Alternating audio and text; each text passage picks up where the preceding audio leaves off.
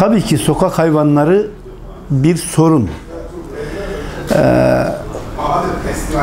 İnsanlar hayvanları sokak hayvanlarıyla birlikte yaşamak zorundayız. Bu bir gerçek. Sokaklar hayvanların evi. Ama bir takım insanlar hayvanları çok seviyor olabilirler. Ama korkmak da insani bir duygu.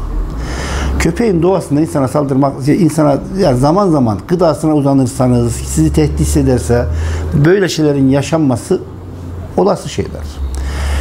Dünyanın hiçbir gelişmiş ülkesinde sokaklarda bu kadar çok hayvan yok. Bizde de olmamalı. Sokaklarda bu kadar çok hayvan olmamalı.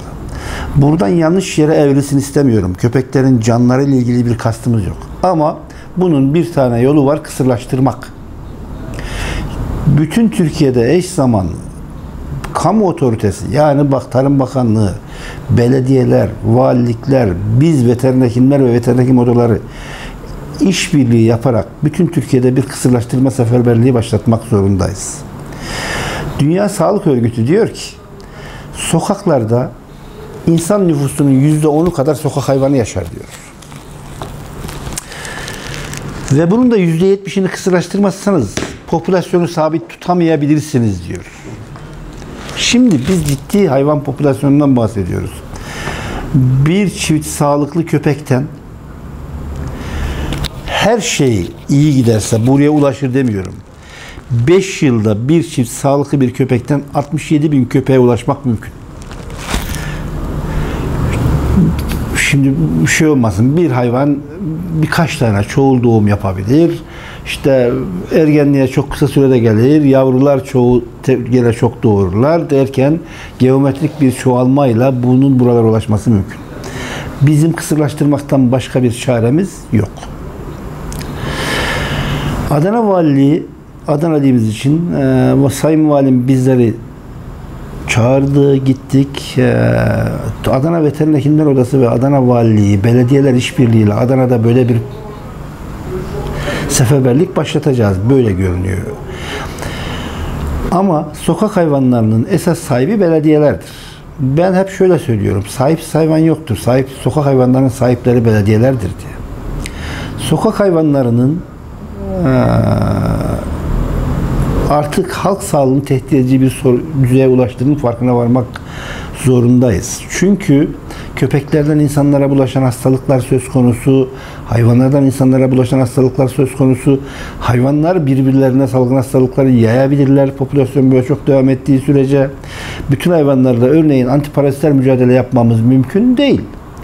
İşte hidatit dediğimiz kedi tüyü, köpek tüyü yuttu, ciğerine yapıştı denilen şey aslında köpeklerin bağırsaklarında yaşayan ergin bir parazitin larva şekli.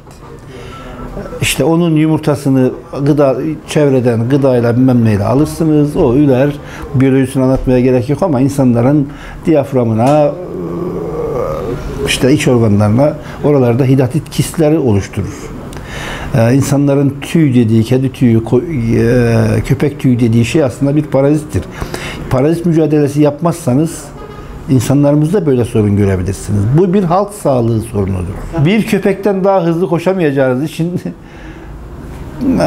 köpek eğer sizi mesafedeyse, ısırma mesafesi, saldırganlık varsa kaçmamak, çok da gözünün içine bakmamak, ani hareket etmemek önemlidir. Köpek sizi tehdit olarak algılamamalı. Yavaş hareketlerle oradan uzaklaşabilirsiniz. Tabii göz ucuyla köpeğe de bakmanız gerekiyor. Bazen saldırabilir. O zaman kendinizi savunma refleksine geçeceksiniz tabii. Ama kaçarsanız, koşarsanız köpeğin sizden hızlı koşacağını asla unutmayın. Kaçarak kurtulamazsınız. Kısırlaştırmak zorundayız. Başka bir çaresi yok bu işin. Biz veteriner hekimler olarak bu işe hazırız. Fakat az önceki konuşmamda söylemiştim. Bu işin sahibi belediyelerdir diye. Belediyeler, buradan aracınıza çağrı yapmak istiyorum. Büyükşehir belediyeleri mutlaka bir veteriner işleri daire başkanlığı, ilçe belediyeleri de mutlaka bir veteriner işleri müdürlüğü kurup oraların başına veteriner hekim getirmeleri gerekiyor.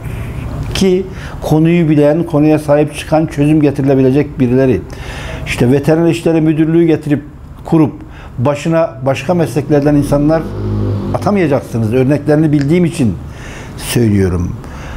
Bütün belediyeler ve belediye başkanları zaten yasanın onlara verdiği zorunluluk var. 75 bini geçen ilçeler 2023'ün başında hayvan barınaklarını kurmak zorundalardı. Kurmadılar. Büyükşehir belediyeleri bir bütçelerin 3'ünü, ilçe belediyeleri bir bütçelerin 5'ini sokak hayvanlarına ayırmak zorundaydı. Gereğini yapmadılar. Belediyelere çok ciddi bir görev düşüyor ve herkes görevini yapmak zorunda. Yoksa kısırlaştırma yapmazsak hayvanları iyi besledik daha çok çoğalırlar. Herkes biyoloji dersinde görmüştür. Beslenme iyi olduğu dönemlerde üreme de artar. Sokak hayvanları ortalama hayvanların ömrü 10-15 yıl olmasına rağmen sokaklarda 2-3 yıl yaşayabiliyorlar. Buna rağmen bu kadar çok şey var. Biz beslenme kalitesini buradan şuraya evrilsin istemiyorum. Hayvanları beslemeyelim demiyorum. Kısırlaştırmanın önemini anlatmak üzere bundan bahsediyorum. Bütün belediyeler görevini mutlaka yapmalıdır.